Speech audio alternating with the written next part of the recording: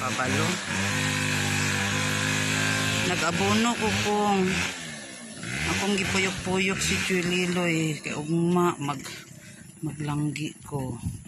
O to pa yung mga tao kung naghakot sa mga kahoy. Nara imong kalamungkay, imong saging.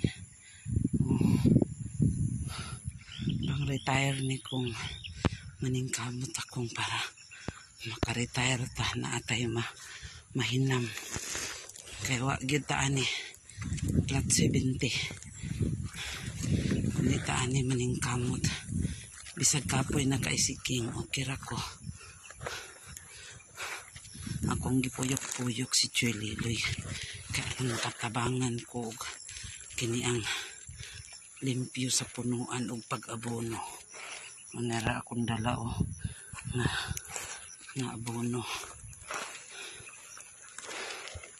Nara. Ito si Chuliloy Kita ni mo si Chuliloy nag-abono.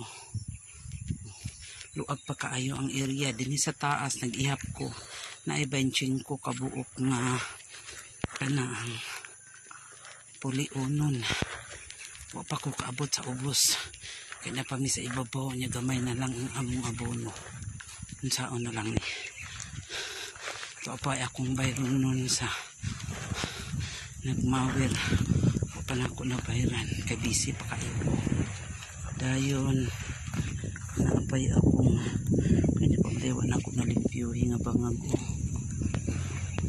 Napadayoy kani apang magbididos karon pila sa akong bayron nun ani Brenda ginalahas ta ani. Pawais ako.